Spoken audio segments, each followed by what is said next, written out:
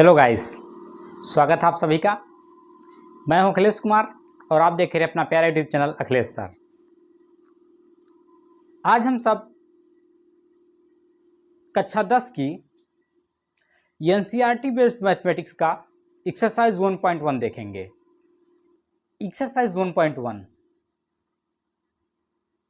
देखने से पहले आपको यूक्लिड विभाजन प्रमेय का जानना आवश्यक है। इसके पहले के वीडियो में यूक्लिड विभाजन प्रमेय का एक बेहतर तरीके से डिफाइन करके उसका मतलब क्या होता है, कैसे आया, या किस प्रकार यूक्लिड विभाजन प्रमेय को सिद्ध किया जा सकता है विथ एग्जांपल समझाया जा चुका है। इस वीडियो के डिस्क्रिप्शन में उसका लिंक आपको मिल जाएगा। अगर आपको एक्सरसाइज 1.1 या प्रश्नावली 1.1 बेहतर तरीके से समझना है तो सबसे पहले आपको देखना होगा यूक्लिड विभाजन प्रमेय का है क्या। तो आप सभी एक्सरसाइज 1.1 देखने से पहले वो अवश्य देखें, उसके बाद एक्सरसाइज 1.1 कहता क्या है। सबसे पहला क्वेश्चन है, निम्नलिखित संख्याओं का HCF ज्ञात करने के लिए यूक्लिड विभाजन एल्गोरिथम का प्रयोग कीजिए। इनका HCF निकालना है, कैसे निकालना है? यूक्लिड विभाजन एल्गोरिथम के द्वारा। यूक्लिड विभाजन एल्गोरिथम क्या होता है या यूक्लिड विभाजन प्रमेयिका क्या होती है, ये आपको इस रूप में देखने को मिलेगा। A बराबर B गुणे Q प्लस R, जहां R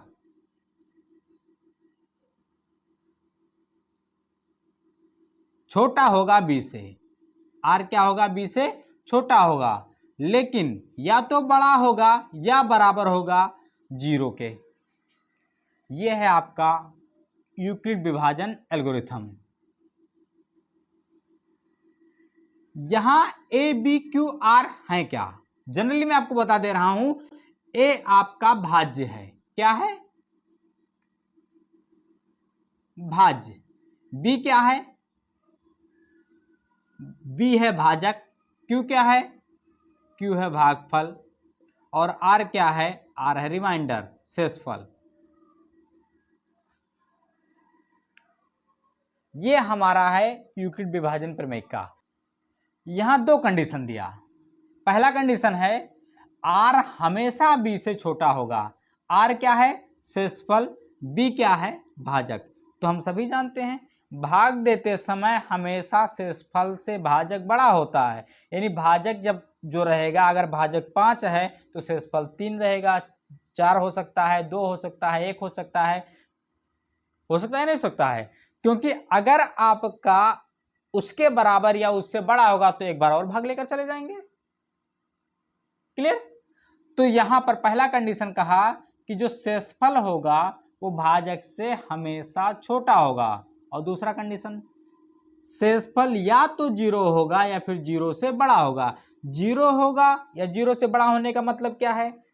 0 या 0 से बड़ा होने का मतलब है कि या तो शेषफल 0 आ जाएगा या फिर 1 2 3 4 5 6 7 8 जो भी संख्याएं हैं वो 0 से बड़ी संख्या आएंगी। हमेशा निगेटिव संख्या कभी भी नहीं आएगी, हमेशा क्या आएगी? पॉजिटिव संख्या ही आएगी। निगेटिव क्यों नहीं आएगी? क्योंकि यह एल्गोरिथम ऋणात्मक संख्याओं पर काम नहीं करता है। क्लियर?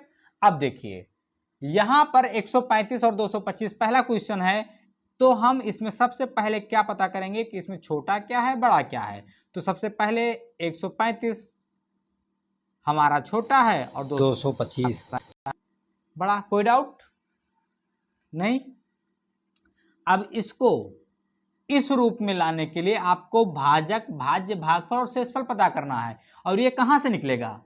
ये निकलेगा भाग से, है या नहीं है? तो भाग कैसे देंगे? 135 से 225 में भाग करते हैं। देखिए क्या आएगा। अगर 2 बार हम भाग लेकर जाते हैं तो 270 हो जाएगा, इसलिए कितनी बार भाग लेकर जाएंगे? एक बार। 135, 5 से 5 जाएगा 0 और 12 से 3 जाएगा 9। यानी आपको भाजक मिल गया, भाज्य मिल गया, भागफल मिल गया और क्या मिल गया? शेषफल। इस एल्गोरिथम में उठा के रख दीजिए। देखिए क्या हुआ। तो ये होगा 225 बराबर 135 गुणे 1 और प्लस 90। ठीक है, आगे देखिए, यह एल्गोरिथम कब तक आपको लगाना है? जब तक r 0 ना हो जाए। यानी HCF कब निकलेगा? जब r का मान क्या होगा? 0 होगा। तो यहाँ r का मान 0 है? नहीं, r का मान 90 है। तो और स्टेप चलते हैं। अगले स्टेप पर जाने के लिए आपको क्या करना है? जो आपका भाजक था वो भाज्य हो जाएगा। ये हमारा भाजक था, भाज्य हो गया। अब जो भागफल और शेषफल बचा है उसमें से भागफल से कोई मतलब नहीं है, हम शेषफल को बना लेंगे भाजक। तो आपका शेषफल है 90। अब 90 से भाग करना है 135 में। अगर 2 बार लेकर जाएंगे तो 180 हो जाएगा, इसलिए एक बार लेकर जाएंगे। 5 और 13 से 9 हो गया 4। यानी इसको इस रूप में बनाने के लिए क्या करना होगा? 90 का पहाड़ा एक बार पढ़ेंगे, फिर कितना शेष बच जाएगा? 45। क्या r 0 आया? नहीं। एक स्टेप और आगे चलते हैं। अब क्या है? फिर से वही काम जो इसके पहले किया था, भाजक भाज्य बन जाएगा। तो ये हो गया 90 और शेषफल जो था वो भाजक बन जाएगा। तो 90 में 45 का पहाड़ा पढ़िए, देखिए क्या होगा। 45 दूना 90, कितना शेषफल बचेगा? 0 बचेगा। यानी 45 का पहाड़ा 2 बार पढ़ेंगे तो 90 हो जाएगा, लेकिन शेषफल कितना बचेगा? 0। यही तो लाना था आपको। r क्या लाना था? 0। और जब r 0 हो जाएगा तो उस अवस्था में जो भाजक होगा या जिससे भाग दिया था वो हमारा हो जाएगा HCF। तो किससे भाग दिया था? 45 से भाग दिया था, इसलिए इसका HCF कितना हो गया? 45। कोई डाउट? नहीं। तो ठीक है, अगला क्वेश्चन देखते हैं। सेकंड क्वेश्चन इसका है कि 196 38,220, 196 और 38,220। तो देखिए क्या होगा। 196 में 196 छोटा होगा 38,220 से, पहला स्टेप। अब आपको इस रूप में बनाने के लिए 196 से 38,220 में क्या कर देना पड़ेगा? भाग देना पड़ेगा। तो देते हैं।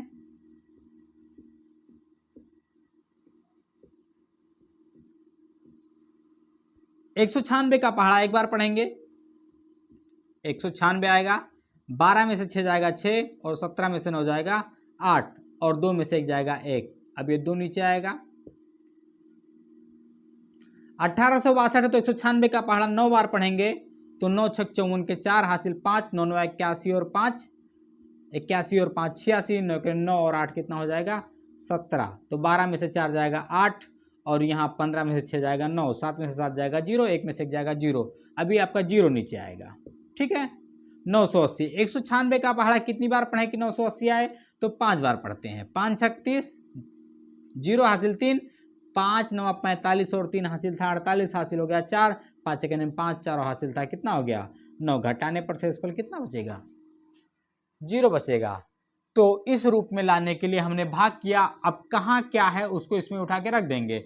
हमारा 38,220 बराबर होगा 196 का पहाड़ा जब 195 बार पढ़ते हैं तो शेषफल कितना आता है? 0 आता है। और हमारा गुणनफल कितना आता है? 38,220। यानी पूरा पूरा कट जाता है। r बराबर कितना आ गया? 0 आ गया। तो यहाँ HCF क्या होगा? कितने से भाग देने पर शेषफल 0 आया है? 196 से। तो हमारा हो गया 196 आंसर। कोई डाउट? बस ये भाग थोड़ा सा बड़ा है ना? तो आपने भाग किया, HCF निकल गया। अगला क्वेश्चन क्या है? अगला क्वेश्चन है 867 और 255।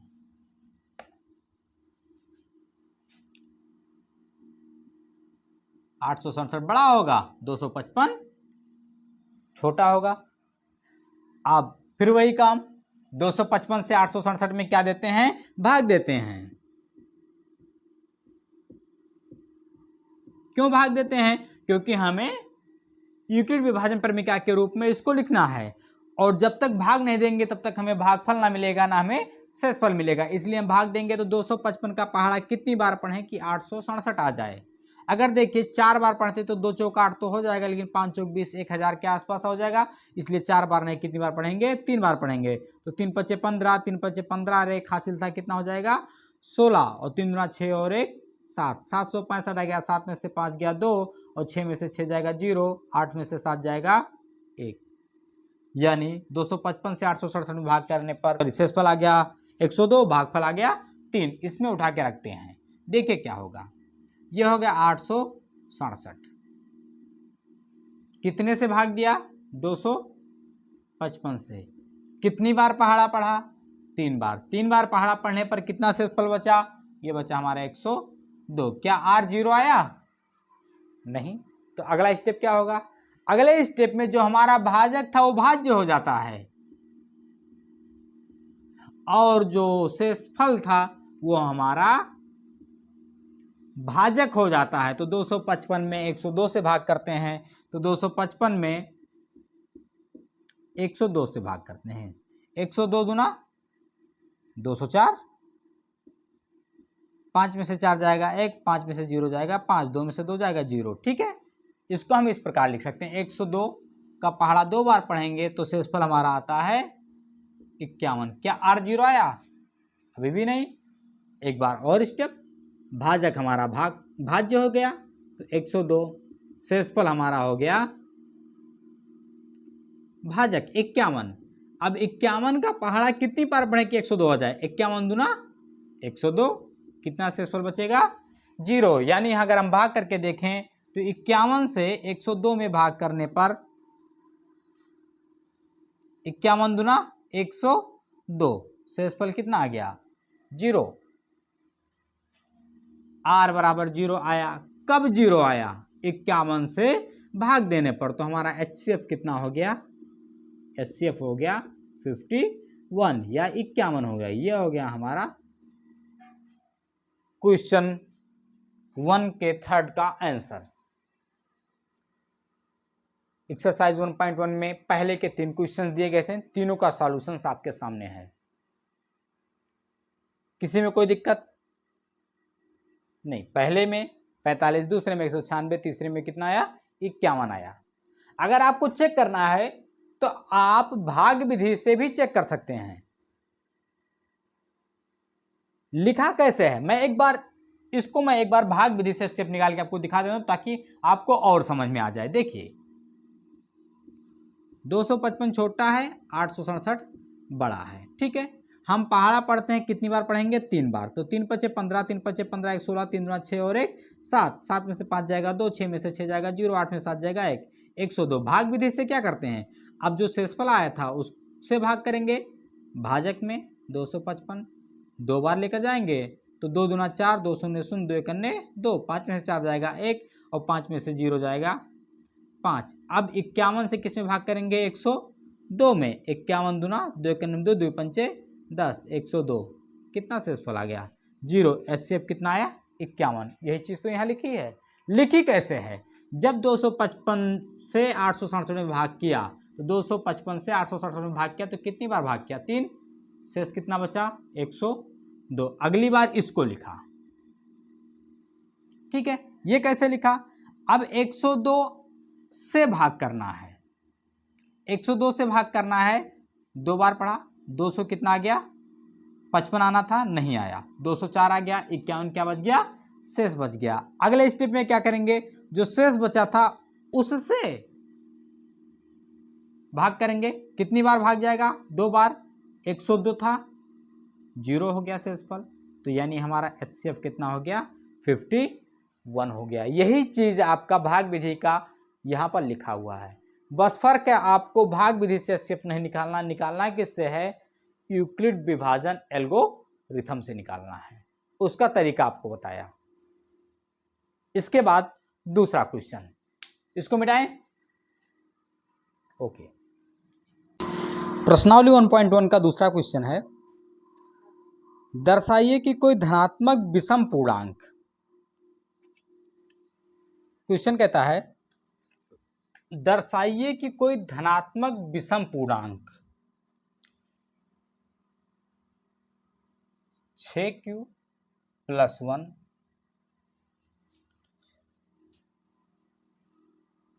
या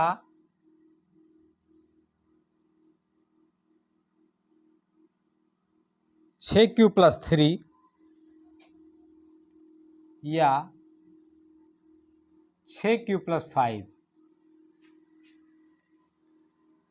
के रूप का होता है जहां q कोई पूर्णांक है।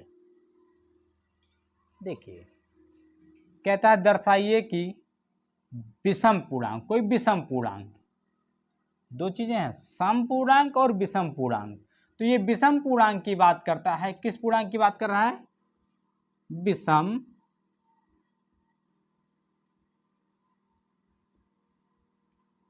पूर्णांक की। किस रूप में होता है? 6q + 1 या 6q + 3 या 6q + 5, इस रूप का होता है। तो देखिए अब आपको यूक्लिड विभाजन प्रमेयिका याद होगी, क्या था? a =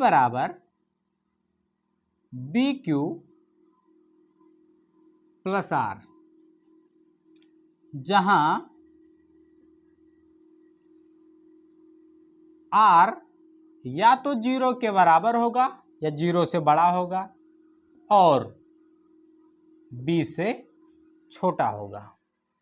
अगर हम ध्यान दें इसको, a = bq + 6 और 6q + 1 को, अगर हम ध्यान देंगे तो देखेंगे b बराबर क्या लिखा है यहाँ पर, b के वैल्यू में 6 लिखा है। q कोई पूर्णांक उसने माना है तो q को q ही रहने देंगे। यहाँ देखिए b = 6, इसके हिसाब से b = 6। तो अगर हम कैलकुलेट करें एक वैल्यू तो हमें एक चीज निकल के मिलता है, वह है b = 6। b का मान कितना निकला? 6 निकला। अब जब b का मान 6 निकला तो r का मान क्या हो सकता है? r का मान क्या हो सकता है? तो आप जानते हैं कि r का मान b से हमेशा छोटा होता है। अब b से छोटा क्या क्या होगा? 0 हो सकता है, 1 हो सकता है, 2 हो सकता है, 3 हो सकता है, 4 हो सकता है, 5 हो सकता है। यही तो हो सकता है r का मान, क्योंकि उस कंडीशन है इस एल्गोरिथम में कि b का मान हमेशा r से बड़ा होगा। तो देखिए इन सबसे बड़ा है या नहीं है? अब 0 से भी छोटी संख्याएं होती है, -1, -2, -3 नहीं लिखा क्योंकि ये एल्गोरिथम माइनस पर काम, माइनस ऋणात्मक संख्याओं पर काम नहीं करता है। तो इतनी चीजें समझ में आई। अब आप जानते हैं एल्गोरिथम क्या है, a = bq + r। अब इसमें अगर हम r = 0 रख दें, क्या रख दें? r = 0, तो देखिए क्या होगा, a = b का मान कितना है? 6। q का मान कितना है? q का मान q है, क्योंकि उसने कह रखा है कोई पूर्णांक q है, तो q को q रहने दिया, लेकिन r का मान आपने 0 रखा। तो a = 6q + 0, तो a बराबर मैं कह सकता हूँ 6q। क्यों? क्योंकि 0 जोड़ने से कोई फर्क नहीं पड़ेगा, ये आ गया r = 0 रखने पर। अब देखिए ऐसे ही r = 1 रखें तो, जब r = 1 रखेंगे तो क्या होगा? a बराबर होगा 6q + 1। क्यों? क्योंकि r बराबर कितना रख दिया? 1 रख दिया, और b का मान आपको पहले से मालूम है, b का मान कितना है? 6 है। यदि r = 2 लिख दें तो 2 लिखने पर क्या होगा? a = 6q + r की जगह 2 हो जाएगा, b की जगह 6 है पहले से। ऐसे ही r = 3 रखें तो a = 6q + 3, r = 4 रखने पर a = 6q + 4, r = 5 रखने पर a = 6q + 5। r के सारे वैल्यू इसमें रख दिए गए। अब हमारा समीकरण क्या क्या बना? एक समीकरण बना है a = 6q, दूसरा बना है a = 6q + 1, तीसरा समीकरण बना है a = 6q + 2, a = 6q + 3, a = 6q + 4, a = 6q + 5। ये हमें समीकरण प्राप्त हुए। कितने समीकरण? 1, 2, 3, 4, 5 और 6 समीकरण प्राप्त हुए। अब इन 6 समीकरणों में यह पता करना है कि ये विषम पूर्णांक कौन कौन है। क्या पता करना है? विषम पूर्णांक कौन कौन है। तो देखिए, जब r का कोई मान ना हो तो हम b का मान देखेंगे सम है या विषम। तो यहां पर आपका b का मान सम है तो ये सम पूर्णांक हो जाएगा।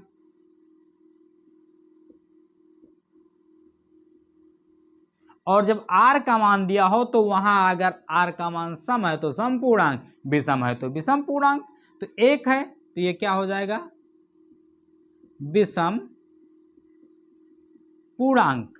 2 है सम पूर्णांक। 3 है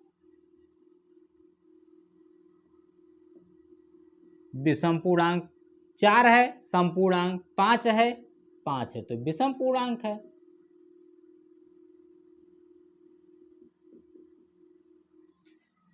इस तरीके से इस इक्वेशन में 6q + 1, 6q + 3, 6q + 5 के हिसाब से जब हमने कैलकुलेट किया तो हमें इस रूप में 3 विषम पूर्णांक मिले। पहला मिला a बराबर 6q + 1, दूसरा मिला a बराबर 6q + 3 और तीसरा मिला a बराबर 6q + 5। यही तो सिद्ध करना था कि ये विषम पूर्णांक इस रूप में हो सकते हैं। तो 6q + 1, 6q + 3, 6q + 5, ये था आपका दूसरा क्वेश्चन। कोई दिक्कत? एकदम सिंपल है।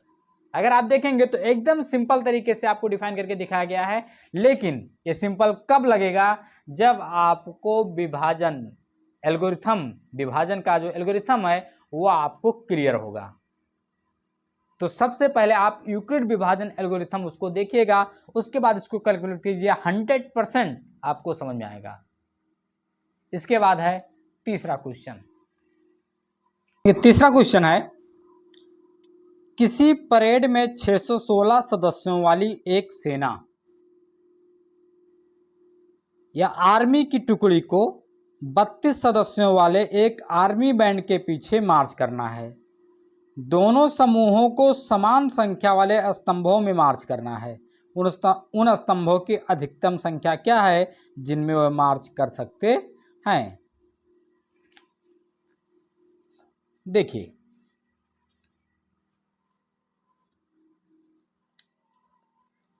आर्मी की टुकड़ी में कुल कितने जवान हैं? 616 जवान।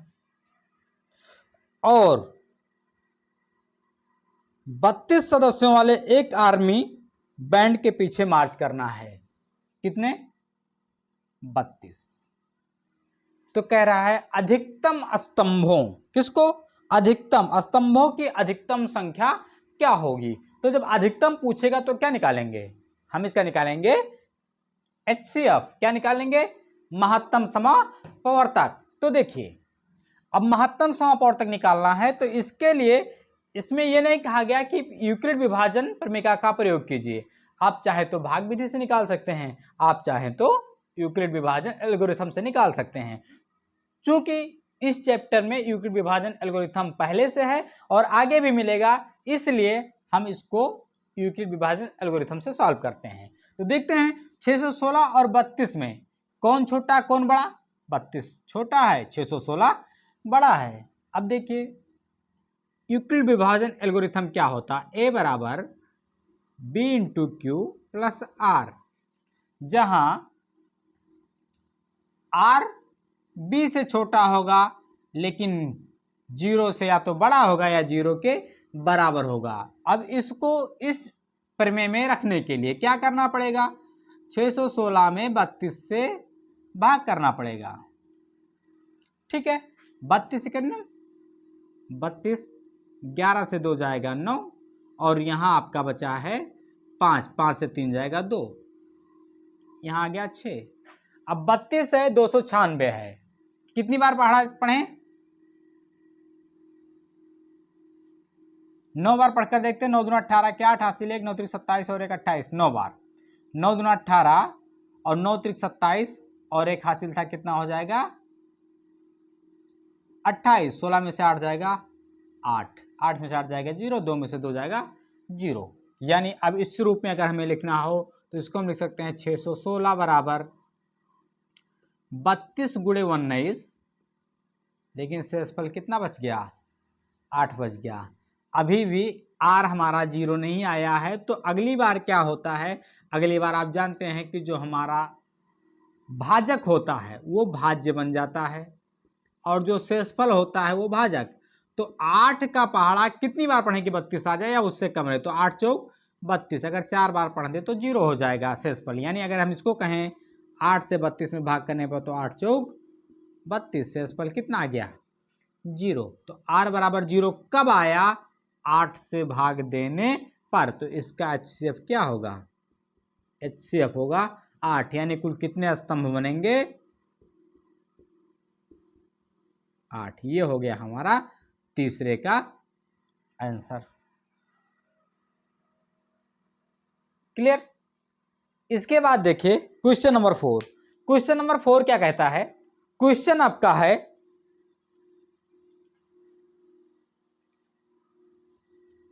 कि यूक्लिड विभाजन प्रमेय का प्रयोग करके दर्शाइए कि किसी धनात्मक पूर्णांक का वर्ग किसी पूर्णांक m के लिए 3m या 3m+1 के रूप का होता है। अब यहां इसने संकेत दे रखा है का 3q, मान लीजिए x कोई धनात्मक पूर्णांक है, तब 3q 3q+1 3q+2 के रूप में लिखा जा सकता है। इसमें से प्रत्येक का वर्ग कीजिए और दर्शाइए कि इनके वर्गों को 3m या 3m+1 के रूप में लिखा जा सकता है। तो देखिए हम कह सकते हैं इसके अनुसार माना पूर्णांक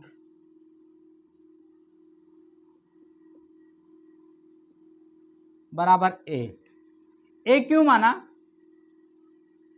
इसका कोई विशेष रीजन नहीं है। आप b भी मान सकते हैं, c भी मान सकते हैं, d मान सकते हैं, जो आपकी सुविधा के अनुसार लगे वो आप मान सकते हैं। तो हमने माना पूर्णांक बराबर a। अब देखिए अगर पूर्णांक a हो गया तो यहां पर b बराबर कितना है, अगर तुलना करें तो b बराबर 3 आएगा। b बराबर कितना है 3। तो अगर b बराबर 3 है तो r की वैल्यू क्या हो सकती है, 0 हो सकती है, 1 हो सकती है और 2 हो सकती है। क्यों, क्योंकि r का मान हमेशा b से क्या होता है, छोटा होता है। तो देखिए अगर पूर्णांक a है और r का मान मालूम है तो हम लिख सकते हैं r बराबर 0 रखने पर। तो r बराबर 0 रखें तो क्या होगा, देखिए r बराबर जब 0 रखेंगे तो a आपका पूर्णांक है पहले से, b की जगह पर 3, q की जगह पर q रहेगा और प्लस r का मतलब 0। यहां देखिए कहा है इसका वर्ग करने पर, क्या करने पर, वर्ग। तो इसमें हम दोनों पक्षों का वर्ग कर देते हैं, क्या करने पर, दोनों पक्षों का वर्ग करने पर। दोनों पक्षों का वर्ग करने पर क्या होगा, ये होगा a का वर्ग और 3q + 0 का वर्ग। 3q में 0 जोड़ेंगे कोई फर्क नहीं पड़ेगा, तो यहां हो जाएगा a² और यहां हो जाएगा 3q²। 3q² का मतलब क्या होगा, ये होगा 3 त्रिका 9 और q²। आप देखिए 9q² को क्या लिख सकते हैं, 9q² को लिख सकते हैं 3 गुणे 3q²। कोई दिक्कत, 9 को तोड़ लिया, 3 त्रिका 9। अब यहां ये जो q² है इसको हम मानेंगे, माना m बराबर 3q²। तो जहां 3q² है वहां m लिख देंगे, तो a² बराबर 3m।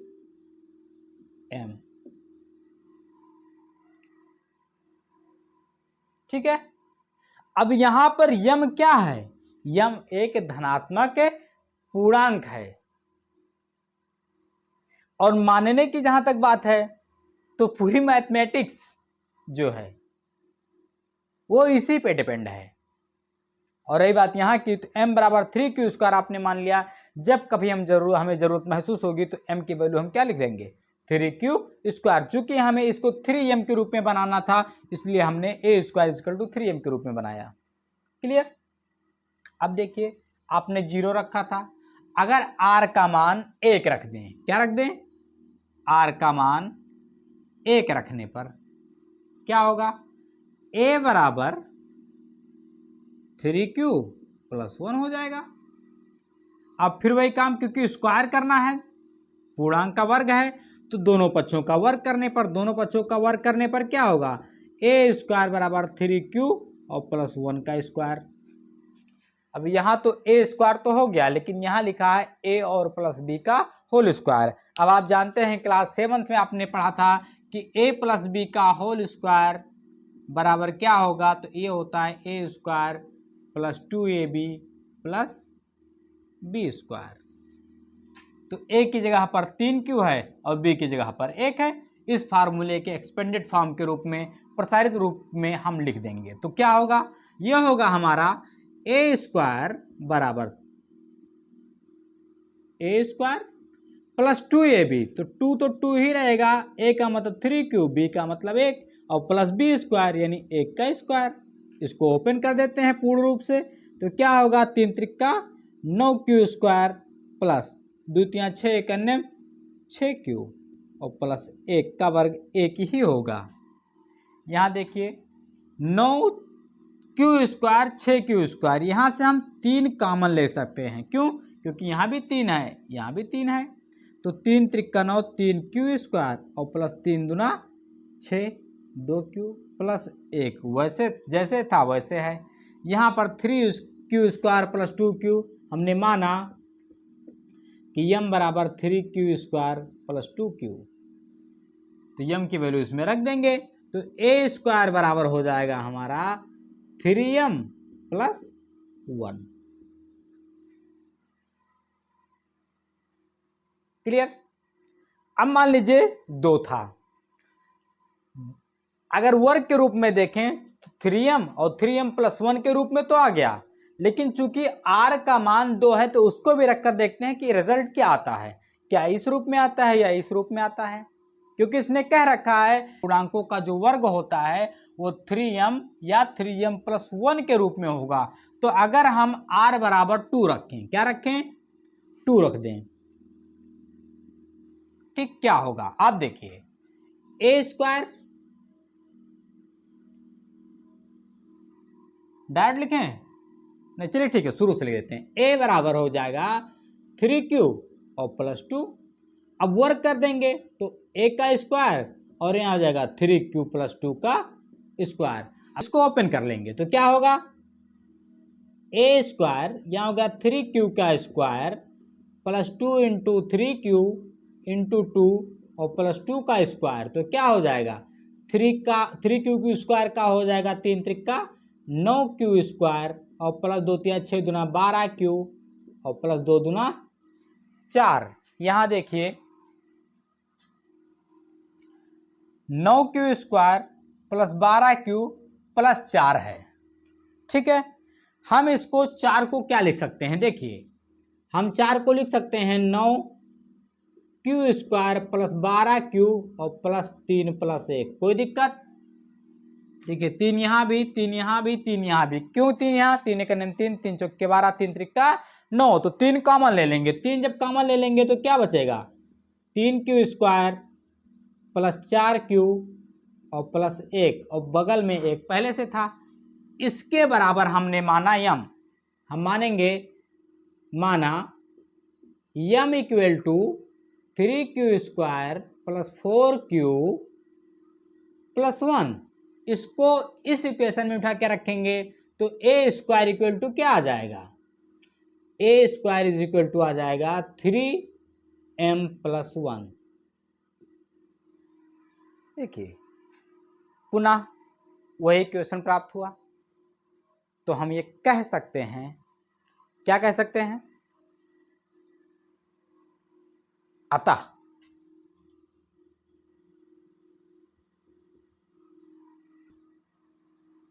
अतः किसी धनात्मक पूर्णांक का वर्ग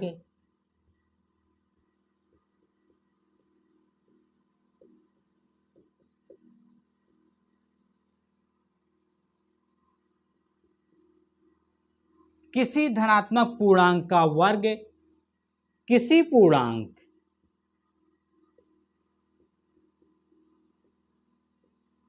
m के लिए m के लिए 3m या 3m + 1 के रूप का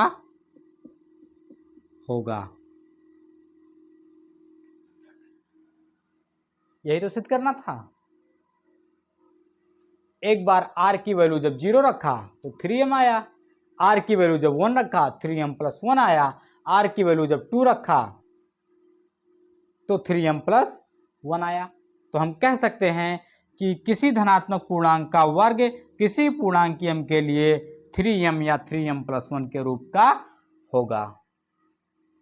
इसके बाद देखते हैं question number 5। Question number 5 exercise 1.1 का कहता क्या है, यूक्लिड विभाजन प्रमेय का प्रयोग करके दर्शाइए कि किसी धनात्मक पूर्णांक का घन 9m 9m + 1 या 9m + 8 के रूप का होता है। क्या क्या? 9m या 9m + 1 या 9m + 8 के रूप का होता है। देखिए, इसके पहले के वीडियो में हमने वर्ग देखा था, इसमें घन कह रहा है। प्रोसेस वही है जो हम करते आए हैं। देखिए क्या करते आए हैं, हमें मालूम है कि यूक्लिड विभाजन प्रमेय का क्या है, यह है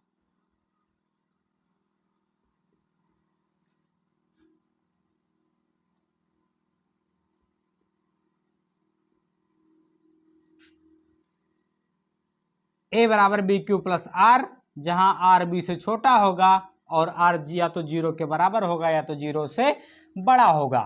तो देखिए, इसकी तुलना अगर इससे करें तो क्या मिलेगा, हमें q का गुणांक मिलेगा 9 9 9। q का गुणांक क्या है? b। तो हम लिख सकते हैं b = 9। ठीक, अब अगर b का मान 9 आ गया तो r का मान क्या होगा? 0 1 2 3 4 5 6 7 8। क्यों? क्योंकि r का मान b के मान से छोटा होता है, इसलिए b = 0 से 8 तक। अब देखिए, अगर ये कैलकुलेशन करने जाएं तो मुझे लगता है इस बोर्ड में लिखने के लिए 3 बार मिटाना पड़ेगा। तो इसका शॉर्टकट है। शॉर्टकट क्या है, हम b = 9 तो आया है, लेकिन हम b को अपनी तरफ से एक ऐसी वैल्यू मान लेंगे जो 9 को संतुष्ट करे, क्योंकि ऐसे कैलकुलेशन करने से हमारा सवाल का जवाब तो वही आएगा लेकिन बहुत बड़ा आएगा। इसलिए b की हम ऐसी वैल्यू मानेंगे जो 9 को संतुष्ट करे। तो 9 को संतुष्ट करने का मतलब क्या हुआ, हमें ऐसी संख्या माननी है जिसके पहाड़े में 9 आता हो। तो 3 के पहाड़े में 9 आता है, तो b बराबर हम यहां लिख सकते हैं, b बराबर हम लिखेंगे 3।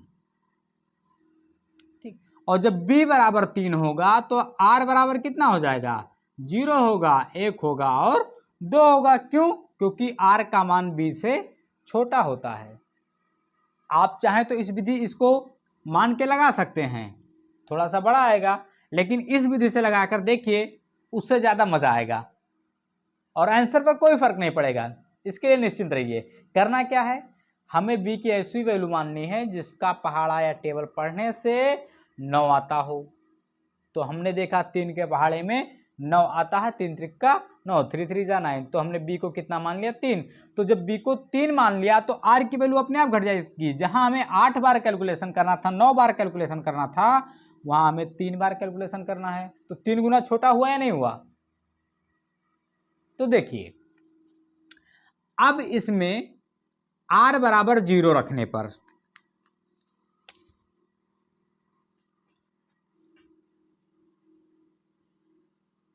r बराबर 0 रखेंगे तो क्या होगा, ये हो जाएगा a बराबर b बराबर कितना आ गया है, b बराबर 3 आ गया है, और q r बराबर कितना रखा 0, तो a बराबर लिख सकते हैं 3q। लेकिन क्वेश्चन ने क्या कहा है, घन करने पर, क्या करने पर, घन, तो इसका हम घन कर देंगे, क्या कर देंगे, घन करने। देखिए यहां हम 27 को क्या लिख सकते हैं, 27 को लिख सकते हैं a क्यूब बराबर 9 गुणे 3q क्यूब।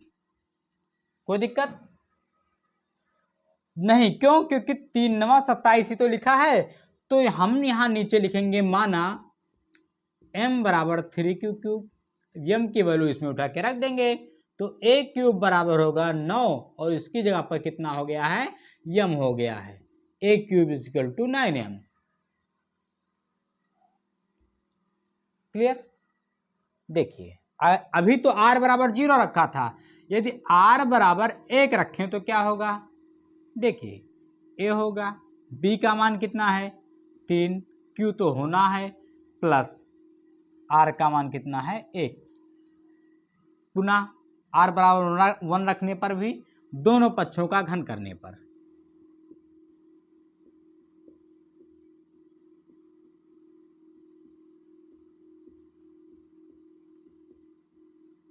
घन करने का मतलब क्या होगा, a पर घात 3 और 3 क्यूब प्लस 1 पर घात 3।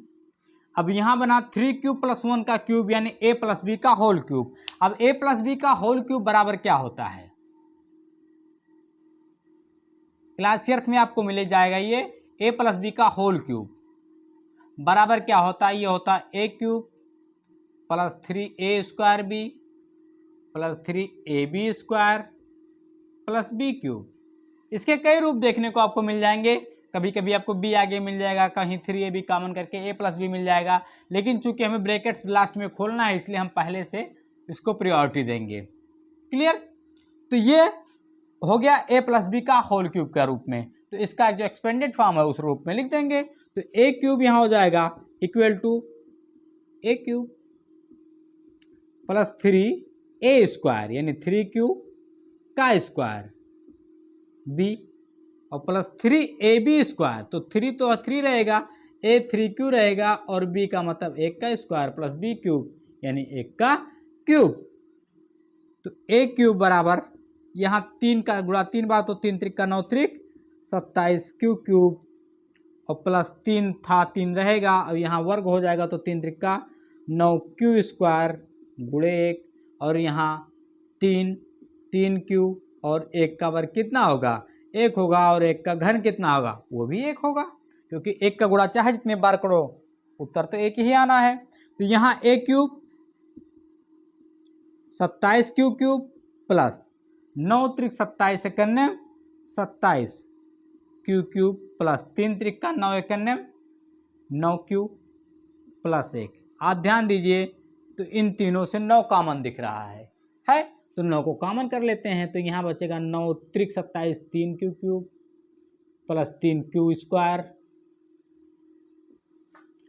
प्लस q और प्लस 1 जहाँ था वैसे रहने देंगे, क्योंकि यहाँ से 9 बाहर चला गया, यहाँ से 9 बाहर चला गया, यहाँ 9 से 9 बाहर चला गया। अब हमने माना कि m बराबर 3q cube plus 3q square plus q, m की वैल्यू उपरोक्त समीकरण में रख देंगे, तो a क्यूब बराबर हो जाएगा 9m और plus 1,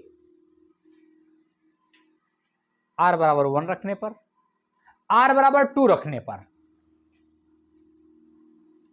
r is equal to 2 रखने पर, तो देखिए क्या होगा, जब r का मान 2 हो जाएगा तो a बराबर क्या होगा 3q प्लस 2, दोनों तरफ घन करने पर तो a पर घात 3 और 3q प्लस 2 पर घात 3, फिर बना a प्लस बी का होल क्यूब, उसके एक्सपेंडेड फॉर्म में लिख देंगे, तो यहाँ हो जाएगा a cube is equal to 3q का क्यूब प्लस 3a और b, लेकिन 3a स्क्वायर भी है तो 3q का क्या हो जाएगा, स्क्वायर हो जाएगा। फिर आगे है 3ab स्क्वायर, तो स्क्वायर 2 है तो 2 का क्या हो जाएगा स्क्वायर, प्लस b क्यूब मतलब 2 पर क्यूब, इसको खोल देंगे, 3 त्रिका 9 त्रिक 27 क्यूब, और यहाँ 3 गुणे 3 त्रिका 9 क्यू स्क्वायर गुणे 2 और प्लस 3 गुणे 3 क्यू और गुणे 2 दूना 4 और 2 दूना 4 दूना 8, 2 का घन कितना हो गया 8 हो गया। अगर इसको सॉल्व करें तो इस तरीके से हुआ हमारा 27 क्यूब प्लस 3 दूना 6 और 6 नमा 54, अरे भाई 3 नमा 27, 27 दूना 54 क्यू स्क्वायर और प्लस 3 त्रिका 9 और 9 चौक 36 क्यू और प्लस 8। अब अगर हम ध्यान दें तो यहां से कुछ कॉमन हो रहा है। क्या कॉमन हो रहा है, 9 त्रिक 27, 9 छक 54, 9 चौक 36, 9 कॉमन हो रहा है। तो इसको हम क्या लिख सकते हैं,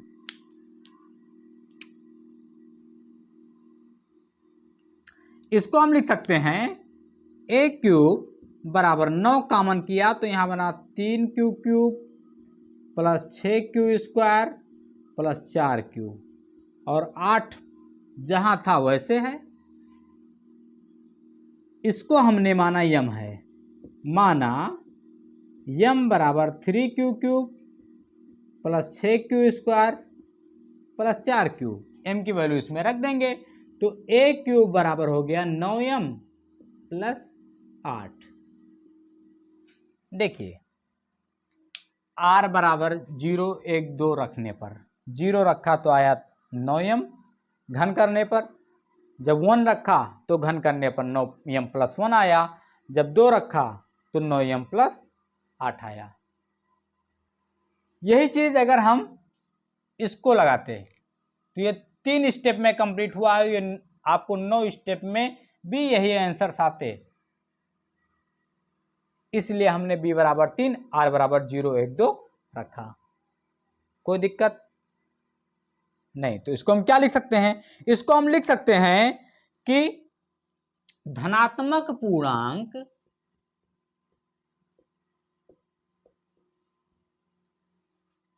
का घन 9m या 9m प्लस 1 या 9m प्लस 8 के रूप का होता है। क्लियर, कोई दिक्कत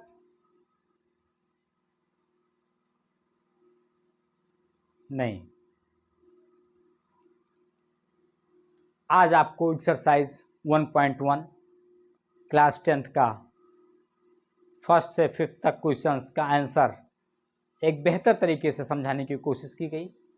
अगर आपको समझ में आया तो बहुत अच्छा, अगर नहीं समझ में आया है तो एक बार दोबारा पुनः शुरू से इस वीडियो को देख लीजिए।